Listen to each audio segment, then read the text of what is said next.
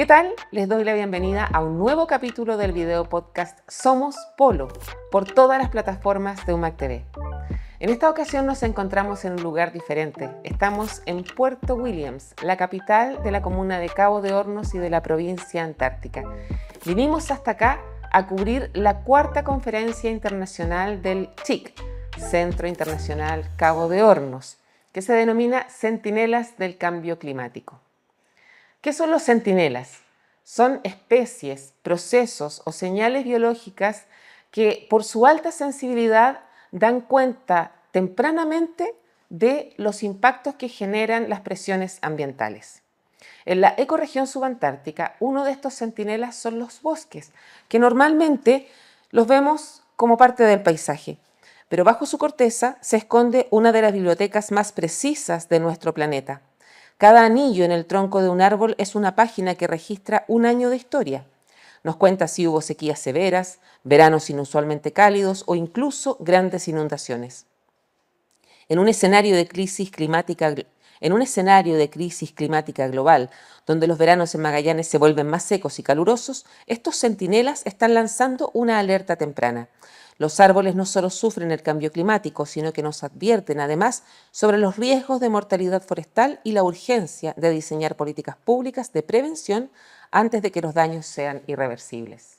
Para descifrar estos archivos naturales nos acompaña hoy la magíster Catalina Fernández García, quien es investigadora del Centro Internacional Cabo de Hornos y también investigadora del Laboratorio de Dendrocronología de la Universidad de Magallanes. ¿Cómo estás, Catalina? Bien, muchas gracias.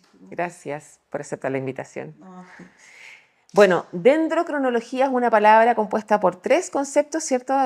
Palabras en griego. Dendro significa árbol, sí. crono significa tiempo, Tiempo. ¿cierto? Y logía significa estudio. Exacto. Entonces, de eso vamos a hablar en esta entrevista y lo primero que quisiera preguntarte es que cómo, en el fondo, se desentraña información tan relevante a través de las rodelas de los árboles, estos anillos, ¿qué es lo que nos muestran? Es como una biblioteca muy precisa, es un archivo histórico en el fondo. De hecho, nosotros siempre hacemos esa relación de que son un registro histórico porque el árbol en sí va marcando cómo era el tiempo cuando se formó el anillo en realidad.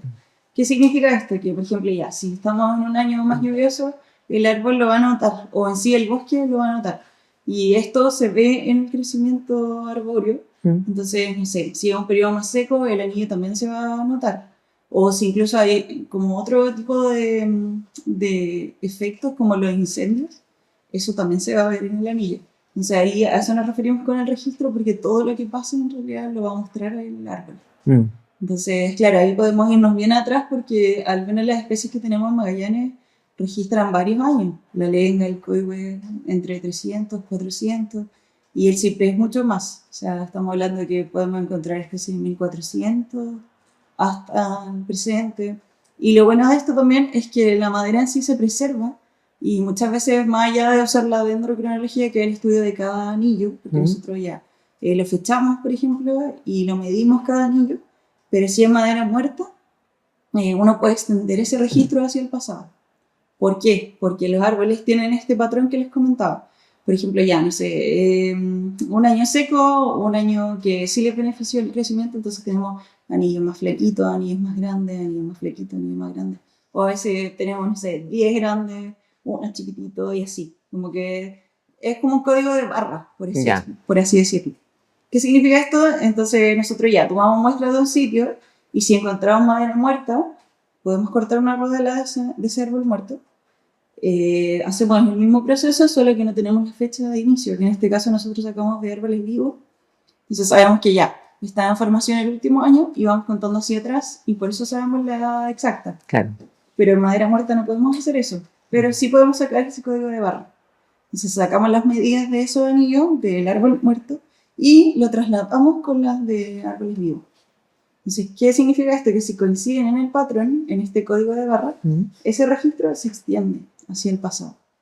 Entonces ahí tenemos estas cronologías grandes donde podemos sacar distintos tipos de relaciones, que por lo general nosotros ahora lo vemos con clima, porque es algo importante hoy en día y que también evidentemente todos estamos viendo esos cambios, sobre todo acá en la región de Magallanes, que se caracterizaba por clima frío, Sí, y que hoy en día quizás tenemos olas de calor más fuertes que antes y quizás menos periodos de nieve y todo eso, que la gente igual lo dice.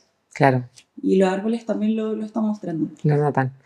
Entonces es como una suerte de biblioteca, si uno lo mira así en general, ¿Sí? como paisaje, pero si tú entras a leer cada libro, si entras a leer cada árbol, vas a encontrar muchísimo más que un paisaje. Sí, totalmente. Y también son distintos libros, por así decirlo. Porque, claro, no todos los bosques se comportan de la misma forma. Eso es importante destacarlo también. Ya, Depende de dónde uno esté tomando la muestra, cómo va a reaccionar el bosque también a estos cambios. Porque puede ser que en algunos sitios sí, este cambio que se está viendo sea distinto. Puede que sí se está viendo beneficio por las condiciones actuales, mientras que otros no. Ahí va a depender de dónde estemos viendo las muestras o el sitio en sí. O sea, eso voy con que son distintos libros porque claro, cada bosque nos va a contar una historia diferente. qué bonito. Sí. Oye, y ya, por ejemplo, si un año es seco, el anillo es más delgado, si un año tiene mucha lluvia, es más grueso. Estoy inventando, estoy en el fondo preguntando. Si hay incendios, ¿cómo se nota en el fondo cada uno de esos fenómenos en el grosor del anillo o en las formas que tiene, las características? Ya, mira, esta respuesta va a siempre variar, depende de la especie de la que Ya, estemos hablando y depende también de las condiciones que requiere esa especie para el crecimiento. ¿Qué quiere decir esto? Por ejemplo, no sé, la lenga, que es algo que vemos acá en Magallanes en casi todos los bosques. La lenga es súper sensible a los cambios ambientales, sobre todo en alta montaña, que es donde uno más la ve, que es como borderline, así ya, en las montañas, donde la última que está arriba es la lenga. ya, ¿Qué significa esto? Que son más sensibles, entonces uno si ve este cambio, ellas lo van a decir al tiro, lo van a marcar al tiro. ¿Y a qué vamos con esto? Que por ejemplo ya, si la lenga está acostumbrada a tener este tipo de precipitación, este tipo de temperatura, si cambia eso en la temperatura, la lenga lo va a decir. ¿Y de qué forma lo dice? O ancho o chico, precipitación o ancho o chico, ya. Por lo general nosotros estamos viendo que los anillos más chicos es porque están más estresados, por ya, así decirlo. En algunos casos, por ejemplo, en el Lunatic del Grey, que fue de mi tesis del magíster, nosotros vimos que, por ejemplo, en periodos más cálidos, las lengas estaban más estresadas o están ya, disminuyendo su crecimiento, mientras que en periodos más fríos quizá tenían un crecimiento normal, por así decirlo. ya, Y esto pasa en distintos sitios, o sea, por ejemplo, con el Cypress de repente si baja mucho la temperatura, el anillo incluso se puede congelar. Uno ve esa diferencia en los anillos, se ve el anillo de congelamiento. Entonces uno puede decir, mira, en esta fecha, este año, se congeló el anillo. Y así como te digo esto, en Torres del Paine, por ejemplo, con el incendio, uno puede decir, mira, este año fue el incendio, ¿por qué? Porque el anillo marca una línea negra, se ve como negro, se ve esa como cenicita. ya, Y químicamente también uno lo puede analizar. Estos anillos uno por uno también se hace análisis químico de isótopos, etcétera, donde uno puede ver, mira, en este año estaba así la atmósfera. Se hacen distintas relaciones con oxígeno, incluso con la influencia costera sobre los bosques. Entonces, sí, por ejemplo, si hay un año muy seco, el árbol también lo va a notar y como el árbol en realidad hay que pensar que es como obviamente un ser vivo y va a reaccionar a todo esto igual que nosotros.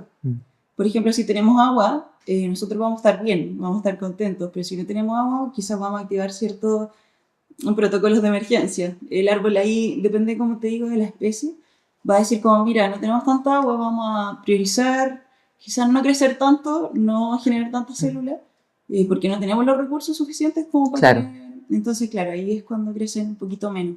Y a veces, no sé, periodos, por ejemplo, sismos, que aquí en la región ya, igual pueden haber, sí, por las fallas geológicas que hay, por ejemplo, en Tierra del Fuego, hay algunos sitios que han estado analizando algunos colegas, como Ricardo Villalba, que es argentino. ya, Él está analizando eso de los sismos y de repente los árboles también lo muestran. Por ejemplo, en fechas claves, por ejemplo, 1700 y algo, 1769 por ahí, hay una supresión de anillos, que estamos hablando como 5 a 8 anillos que están ausentes a veces o que están muy chiquititos en comparación al resto. ya. O sea, eso voy con que todo lo que pase, el árbol lo puede mostrar. O sea, menos agua, menos, en el fondo más estrés implica menos crecimiento. Sí, básicamente sí. Ya. Oye, bueno, aparte de estas marcas específicas de las que estamos hablando, especies como el coigüe y el ciprés de las Huaytecas están sufriendo un freno en su crecimiento por el calor, según lo que hemos sabido a propósito de sus investigaciones. ¿Qué nos está avisando el bosque sobre el futuro de nuestra agua y el aumento de las sequías? Sí, y ahí también quiero volver a decir lo mismo, que siempre va a depender del sitio del que estamos hablando, no es como algo general de la especie que se ve en todos lados, sino que al menos los sitios que nosotros estamos viendo sí nos indican eso. Pero que siempre son de notofagos, ¿cierto? En el caso de los que están estudiando ustedes. Sí, notofagos y ciprés, que también lo Ya. estamos analizando, y en las últimas décadas el ciprés también ha presentado una disminución en el crecimiento. Ya. Y el coigüe en particular, y la lengua también en algunos sitios, también está presentando ese decaimiento en el crecimiento en las últimas décadas.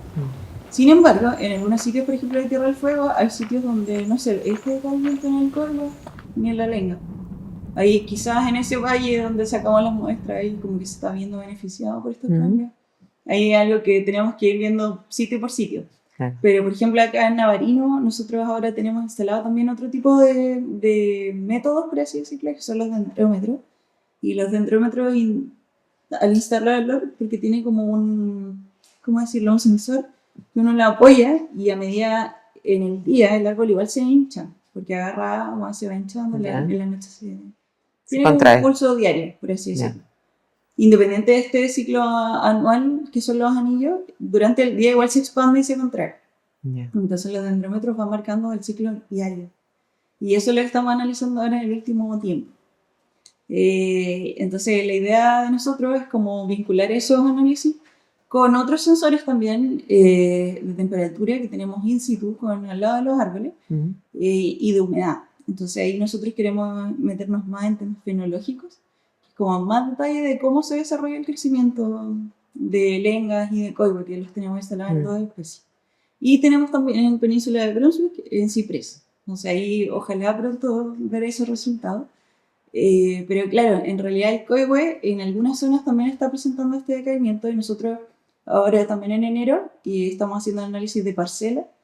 ¿Qué significa esto? Que en algún momento hace 20 años atrás hicieron este análisis de 50 por 50, creo que es la parcela, no me acuerdo bien ahora, pero claro, se dijo, mira, tenemos este árbol, y se fue marcando con una chapita cada árbol, y ahora 20 años después fuimos nosotros en enero de este año a ver cómo estaban esos bosques, y la verdad como que los resultados no fueron tan positivos como pensamos. ¿Por qué? Porque vimos mucha mortalidad en las especies. ¿Ah, sí? Sí, probablemente también por esto del viento igual influye. Y lo otro es que también el bosque en sí siempre tiene estos ciclos de que los más viejos van muriendo, llegan los nuevos, y hay una lucha entre los que son chiquititos con los más altos, que los chiquititos sí o sí tienen que llegar arriba porque si no, no reciben la luz, no tienen fotosíntesis y terminan muriendo. Y eso es lo que vimos ahora en las parcelas en realidad. Pero claro, viendo algunos se mantienen, algunos crecieron un poquito más, mientras que varios se cayeron. Y eso quizás puede estar asociado, no quizás, en realidad muchas investigaciones de otros colegas de Valdivia también se ve esa relación con el SAM, que es lo que vamos a hablar después igual, que son como factores ambientales como desde la influencia antártica hacia la región, que influyen también atmosféricamente, y eso también afecta a los árboles. Y por eso estamos viendo este decaimiento, porque quizás estos veranos más secos están influyendo en los bosques. Hablemos de ese fenómeno, modo anular del sur. ¿Qué quiere decir?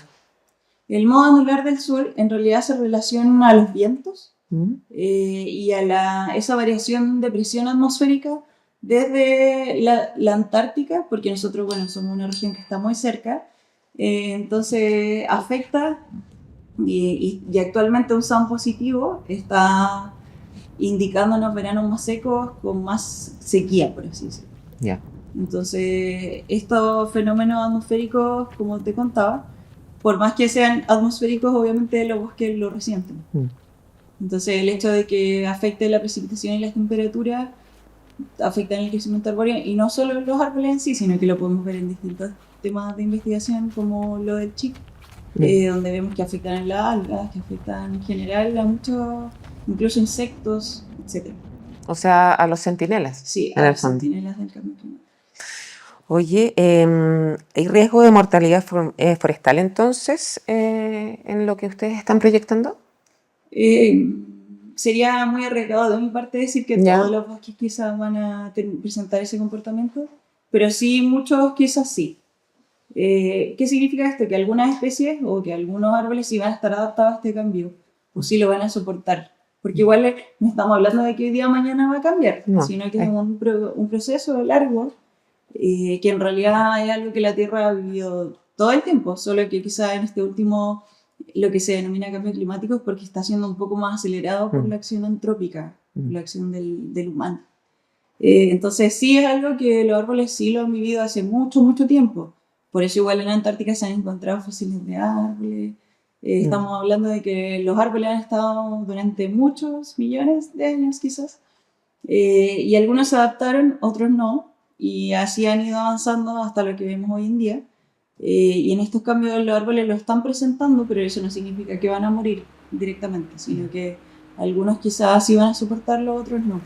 Y esto también afecta la distribución de las especies. ¿Qué quiere decir esto? Que quizá, no sé, algo en Chile que está pasando es el tema de la sequía, en Chile central me refiero, y ahí hay especies que son aptas, por ejemplo el bosque esclerófilo, son especies de hoja dura que son como que se adaptaron para sobrevivir a estos periodos secos. Entonces quizá en un futuro, muy futuro, quizá las especies se van a empezar a adaptar a estos ciclos. Y en realidad no es que ahora no se adapten, sino que obviamente se está presentando este decaimiento, pero en realidad lo están soportando igual. Pero también me imagino que falta un poco de tiempo para ver cuánto afecta esta velocidad acelerada Sí. de los cambios.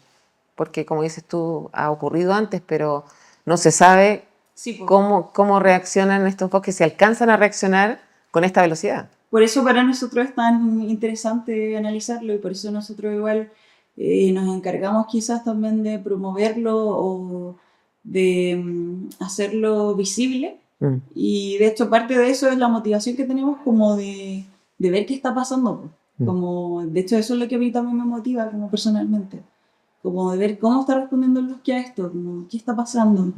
Y creo que eso es lo que en realidad importa, como, porque sí, o sea, uno puede hacer reconstrucciones al pasado y ver cómo era antes, pero en realidad es más importante lo que va a pasar a futuro con esto y qué se puede hacer como para apalearlo o analizar cómo mejorarlo quizás. Ya, entonces a propósito de eso, ya que los árboles son nuestros centinelas, ¿qué decisiones se deberían, crees tú, estar tomando hoy respecto de lo que ustedes pueden ver debajo de la lupa? Yo creo que, bueno, uno de los grandes desafíos igual de la investigación en sí son los recursos y, bueno, nosotros hoy en día al menos tenemos la suerte de que, por ejemplo, esto de los dendrómetros, nosotros teníamos la intención hace mucho, mucho tiempo atrás de quizás comprar algunos, instalarlos, pero todo esto requiere mucho, mucho dinero. Entonces, claro, ahí empezamos a cotizar por aquí y por allá, al final se veía súper imposible realizarlo. Y fue justo que llegó otro colega que trabaja en Francia, que es Jonathan Borisovich, quien nos facilitó estos dendrómetros porque él tiene un proyecto súper grande donde está instalando en distintas partes. Y nosotros tuvimos la suerte de que se contactó con Juan Carlos Aravena. ¿Ya? Y nosotros, bueno, somos su equipo con Cristian Bringas y yo. Y empezamos a trabajar con él. Y ahí nos mandó varios. Entonces, claro, actualmente nosotros tenemos los dendrómetros más australes del planeta, o de Sudamérica en realidad, que están acá en Navarino. Y con eso vamos a poder ver así como bien qué está pasando con estos árboles y a la vez quizás también contribuir un poco en tomar mejores decisiones de qué se hace, cómo se ven bien los bosques, porque de repente la gente también piensa que se puede cortar. Hoy en día el ciprés es una especie que está en amenaza. Y por ejemplo en lugares como Aysén se corta hasta el día de hoy para construir quizás. Esas cosas quizás se deberían como empezar a cuestionar un poco. Claro. O si se hace, generar planes de conservación de la especie. Porque igual es difícil cambiar una cultura. En Aysén está muy ligado, Sí, full. muchas familias, en el fondo, personas muy mayores recuerdan desde su infancia haber estado cargando. Sí, no, y de hecho si uno va ahora uno también lo ve. Pero sí, sin interrumpir eso cultural, voy a que de la mano con eso uno puede activar planes de conservación. Y estos O planes de reforestación. esos planes, claro, de preservación en el fondo, lo que podrían orientarse es a cultivar más, Sí, a plantar a más. plantar más, claro, de reforestar. Mm, O estas zonas que quedan medias vacías o así. De repente igual por ganado queman lengas, así parcelas de lengas, sí, hectáreas de lengas. Y se entiende el por qué, porque al final igual es un recurso que se utiliza, pero también estaría bueno generar esta instancia de reforestar o de conservación, que igual se hace en Aysén. claro. Igual cuando fuimos a un terreno también hablamos con familias que tienen estos planes de que cortan tantos pero plantan de nuevo Mm, tantos. Igual es un proceso largo, pero creo que esas son lo importante. mm. Como de que no sea tan disparejo ese... Claro, claro. Oye, Catalina, bueno, hablemos ahora también de ciencia ciudadana, porque tienen relevancia, como ya estábamos recién mencionando, ¿cierto?, la parte cultural, la parte social. En sus talleres ustedes realizaron precisamente uno, ahora en la preconferencia, que es la semana previa, ¿cierto?, a esta conferencia internacional que estamos viviendo en Puerto Williams, y se hizo en Punta Arenas, y fue una oportunidad para acercar a la ciudadanía a conocer más estos centinelas que tenemos, ¿cierto? A poder leer en el fondo estos libros de la naturaleza. Em, ¿Cómo hicieron ustedes ese trabajo y por qué es tan urgente que la ciudadanía entienda el valor? Sí, o sea, mira, de antes de la preconferencia nosotros ya habíamos tenido ciertas actividades, por ejemplo, con la Laguna Mineral Pudeto, Mm, que en realidad estaban interesados como en qué era la dendro. Y bueno, nosotros en realidad súper motivados en que se hagan estas cosas y por mm, eso también felices porque en realidad los cupos para la preconferencia se llenaron y fue harta gente y en realidad estas cosas, más allá de nosotros, por ejemplo, como científicos en sí, de que ya vamos a publicar esto, que descubrimos esto, está bueno que no solo se quede como en los ambientes científicos, mm, porque obviamente no todos, ni los niños van a estar en esta, por ejemplo, conferencia. Está bueno sacarlo solo de lo académico y llevarlo a la gente. Que es algo, ¿a qué voy con esto? Que toda la gente ve el bosque, toda la gente, no sé si todos van al Faro San Isidro, por ejemplo, mm, pero en Punta Arenas puede pasar. O no necesariamente tan lejos. De hecho, en la misma reserva de Magallanes está lleno de lengas, está sí, lleno de coihue. Es algo que es muy cercano a la gente, el mm, tema de la lenga torcida, que es como sí, identidad de Magallanes. Es algo que llama la atención. Y entonces como que bajo esa línea nosotros nos gusta el hecho de que lo entiendan, porque como la típica curiosidad de un niño, así como, ¿qué pasa con el árbol? ¿O cómo hace un árbol? De que lo entiendan, cómo crece, incluso una rodela, por ejemplo, cortada, mm, que también eso es lo otro, pues como ahora en preconferencia, nosotros utilizamos unas rodelas de árboles que estaban en la avenida Colón, mm, que por los vientos se cayeron, y nosotros ahí buscando con la mm, municipalidad logramos como rescatar algunas partes, y eso fue lo que trabajó las personas que estuvieron en el taller ya, preconferencia. Y ahí está interesante igual porque uno lo puede asociar a eventos. Por ejemplo, en la Laguna Pudeto, previamente se secó un poco la laguna, sí, que lo fue el recordamos. 2021, si no me Sí, equivoco, o 20 por ahí. hace menos de 5 años. Sí, hace poquito. La cosa es que, claro, la gente que tiene obviamente su identidad de pudetines, que les dicen, Mm, eh, ellos como que lo notaron que bajó el nivel del agua y más allá de eso tienen árboles cerca. mm, Entonces nosotros dijimos como, oye, pero si se secó, capaz que los árboles lo muestran. Y bueno, ahí con una jornada que hicimos con niños y adultos mayores igual que fueron, ya, sacaron las muestras con los barrenos, lijamos las muestras ahí también en terreno en la laguna Pudeto, vieron los anillos y justo calzó que el anillo que la laguna estaba más seca, el anillo era más chico. ya, Y no, lo que sí, no eran todas especies nativas, porque usamos un coihue, un ciprés creo y un pino, ya. porque ahí igual hay introducido. Pero eso mismo que se vio en Pudeto pasó con la avenida Colón, que en Colón, por ejemplo, el aluvión del 2012, Sí, ahí se notó el anillo también que se veía más pequeñito en los árboles. ya. El estrés. Sí, Uno podría decir tenían más agua, pero sí. no por eso van a No, crecer más. tampoco van a crecer más. Oye, Catalina, y si el bosque es nuestra defensa, podríamos decir, ante el cambio climático, ¿cuál es la semillita de acción que esperas que quede instalada después de esta conversación en quienes puedan escucharla y verla? O sea, en realidad me encantaría que la gente fuera más consciente de lo que nos rodea en realidad. Que creo que esa es la motivación de también el por qué estamos tan motivados con transmitirlo. porque en realidad no es como que solo vivamos nosotros en una ciudad, sino que nos rodea un bosque gigante. Acá en la isla es un bosque hermoso, los cerros, en Punta Arenas igual, en todos lados está el bosque, entonces es algo que, al igual que nosotros quizás tenemos más calor en verano, los bosques también, entonces es algo lindo verlo así. Y también como para tener mayor precaución, fue lo mismo, de tomar las decisiones correctas y de considerarlo en la toma de decisiones también. Muy linda tu línea de investigación. Muchas gracias por venir a conversar con nosotros a Somos Polo. Gracias a ustedes. Vale, que estés muy bien. Y como siempre, desde Puerto Williams o desde donde estemos, les invitamos a visitar la página web de la Gaceta Digital de la Patagonia, polo.umag.cl, y allí se encontrarán todas las semanas con nuevos artículos referidos a el territorio que habitamos, a sus representaciones artísticas, pero sobre todo científicas, los conocimientos y saberes que surgen de investigar, de estudiar, de ponerle atención al lugar donde habitamos y con quienes convivimos. A eso les invitamos cuando destacamos, digamos, esta página web, polo.umag.cl, y además todos estos contenidos también los entregamos en formato resumido en nuestro perfil de Instagram, que pueden encontrar con el nombre de Gaceta Polo. Y este video podcast es otro formato también para llegar hasta ustedes. Les invitamos a comentar, a compartir, a seguirnos y a estar siempre atentos y atentas a la programación de UMAG TV, que busca precisamente formar comunidades que puedan habitar la Patagonia de una forma responsable.